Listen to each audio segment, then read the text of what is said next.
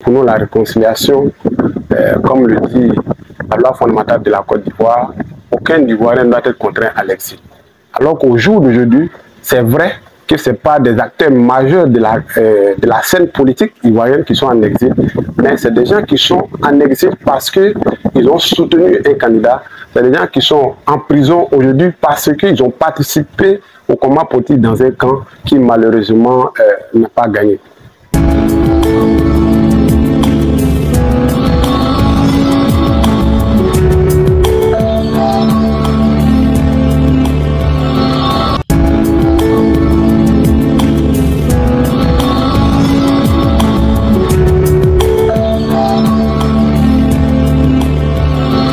Je suis Kane Soumaïla, président de GRPC.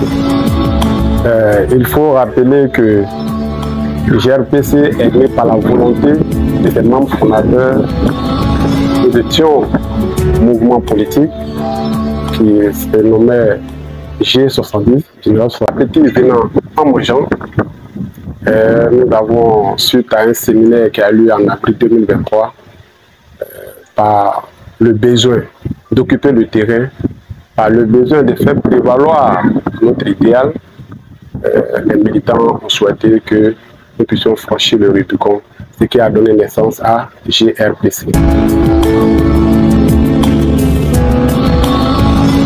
Tombé dans l'autosatisfaction, notre bilan se résume essentiellement à l'implantation. À l'implantation parce que parti n'est pas égal à parti. Il y a beaucoup de partis qui existent et se résument au district d'Abidjan. Comme nous sommes très ambitieux, nos responsables, dès les premières heures, ont souhaité que nous puissions mettre l'accent sur notre existence sur le terrain, c'est-à-dire l'implantation. Le dernier point, vérifiable et vérifié, nous sommes représentés aujourd'hui dans 21 régions de la Côte d'Ivoire sur les 31 que compte. La dernière installation a eu lieu la semaine du 28 au 29 décembre par la région de la Marawi. La délégation était conduite par notre secrétaire général et son secrétaire chargé de l'implantation. Alors, donc, pour ce que je viens de vous dire, c'est-à-dire d'avril à fin décembre, nous avions déjà installé de façon effective nos responsables des délégations régionales, départementales et communales dans 21 régions sur les 31 que compte la Côte d'Ivoire. En termes d'activités, c'est vrai que les implantations font partie des activités. Nous avions mené un séminaire donc, qui a véritablement donné les conditions de la mutation des mouvements politiques, c'est-à-dire les G70 à GRPC, parti politique, qui a eu grand succès. Donc, nos représentants venaient un peu de partout. Quand je dis partout, c'est l'intérieur du pays. Et nous avons eu aussi le 15 novembre dernier une activité célébrant véritablement la journée nationale de la paix. Alors, c'est cela que nous pouvons résumer pour le moment véritablement notre bilan sur le terrain. Et il faut dire que, sans compter les activités menées par les structures spécialisées, c'est-à-dire les femmes et les jeunes. Nos jeunes ont mené une activité en début décembre, une opération de don de sang sous la conduite du directeur de cabinet à la mairie de Nupougon, qui a été un succès énorme. Les femmes ont visité les orphelinats en apportant un tout petit peu, n'est-ce pas, la gaieté à ceux qui n'ont pas décidé d'être là-bas. Donc voici en quoi nous pouvons résumer l'année 2023. L'année 2024, comme tout le monde le sait, c'est une année préélectorale. C'est une année où il faut préparer véritablement les élections de 2025. Alors, comme tout parti politique, à son article 3, c'est créé pour, n'est-ce pas, exercer le pouvoir exécutif. Nous, nos thèses sont claires là-dessus. Alors, nous pouvons l'exercer seuls quand nous pouvons le faire en alliance politique. Donc,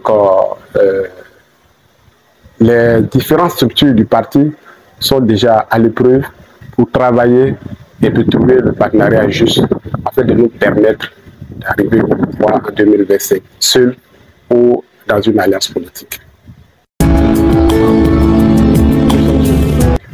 Nous sommes sollicités, il faut savoir que le parti est peut-être jeune, mais les animateurs, tu le sais bien, nous avons quand même un parcours en Côte d'Ivoire.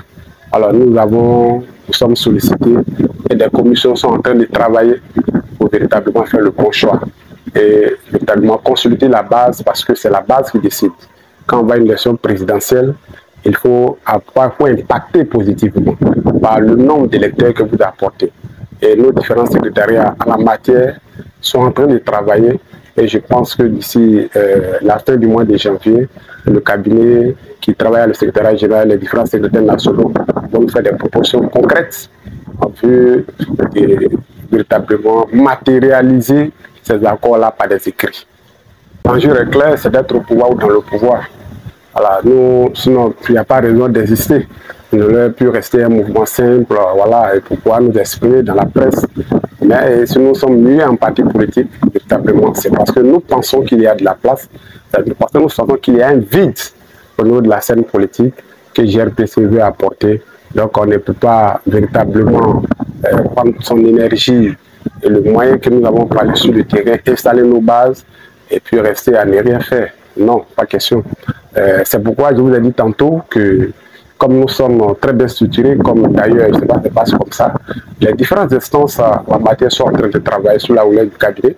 Alors, ils vont nous faire des propositions, ils vont analyser, nous allons analyser ensemble, véritablement en consultant la base, parce que c'est de ça qu'il s'agit. Et quand on va arrêter quelque chose, nous allons vous inviter, parce que c'est de façon officielle devant les médias que nous allons sceller cet accord, ce partenariat politique.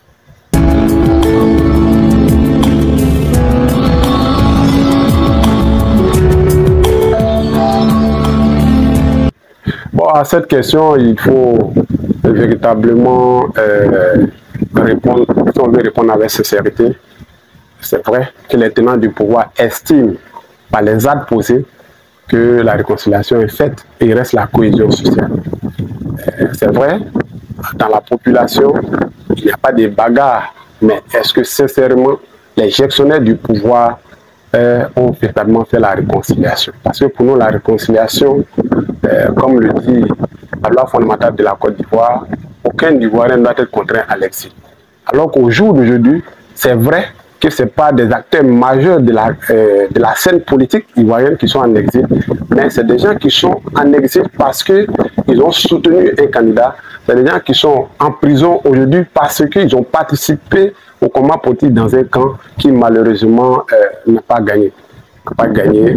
Donc nous estimons que quand les tenants du pouvoir estiment, même s'ils ne le disent pas publiquement, mais le fait de supprimer le ministère de la Réconciliation nationale pour remplacer par un ministère de la cohésion sociale, on peut tout dire. La cohésion sociale est un point, c'est de la réconciliation, mais il faut préalablement réconcilier les uns et les autres. Il faut penser les plaies véritablement de ce qui s'est passé. Je ne pense pas que nous, la réconciliation a été totalement faite. Des efforts ont été véritablement fournis, de part et d'autre, que ce soit par l'opposition, que ce soit par les tenants du pouvoir, mais il est encore nécessaire que nous réconcilions davantage et que nous mettons encore les Ivoiriens en confiance. Et cela se justifie par le baromètre du taux de l'indice de sécurité en Côte d'Ivoire. Et pourquoi tant de moyens sont déployés pour encadrer aujourd'hui la CAN?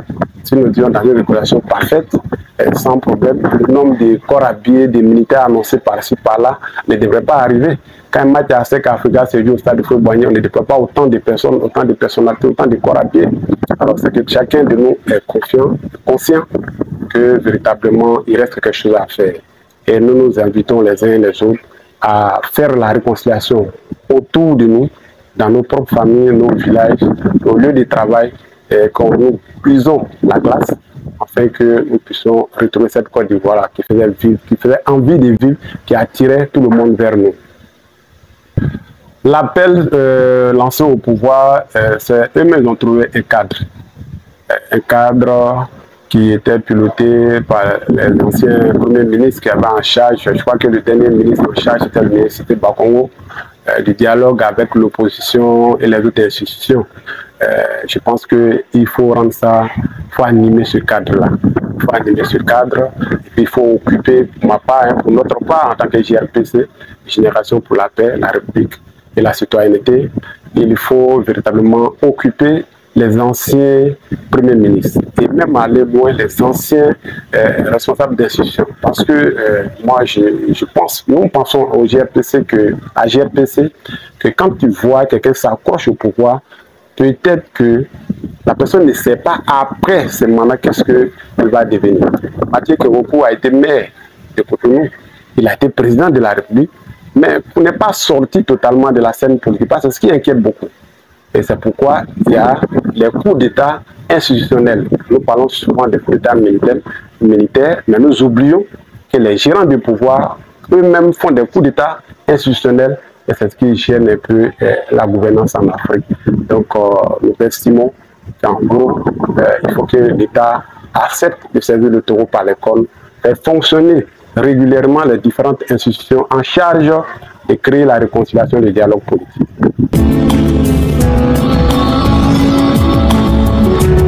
Nous pensons que nous devons être jugés par le travail fait sur le terrain par les Ivoiriens.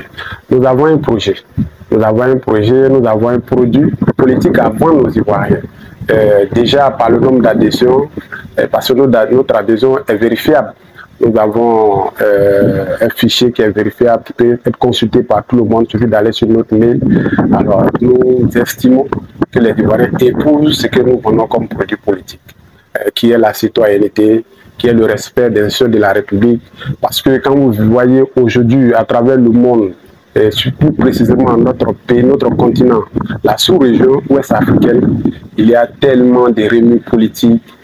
Nous estimons que quand on a animé par un sentiment, par une formation citoyenne, il y a des choses qu'on peut s'asseoir autour d'une table pour régler, pour discuter et puis trouver une solution. C'est pourquoi nous nous appelons les uns ou les autres à accepter de discuter avec tout le monde. Aujourd'hui, ceux qui tiennent le pouvoir, c'est le RHDP. Nous les appelons à accepter de discuter, de réfléchir ensemble pour trouver une solution. Parce que la Côte d'Ivoire, quand on vous confie un bien commun, vous avez ça pour un temps. Notre constitution prévoit 5 ans. Après les 5 ans, tu dois pouvoir rendre compte. Si tu as bien géré, les Ivoiriens vont t'accorder encore votre suffrage. Mais si tu as mal géré, véritablement, tu seras sanctionné. Alors, donc, il est intéressant qu'avant ce bilan-là, qu'il est intéressant que les frères et sœurs qui ont décidé de s'engager en politique soient consultés de façon régulière et permanente pour que nous n'arrivons pas à ce que nous voyons autour de nous.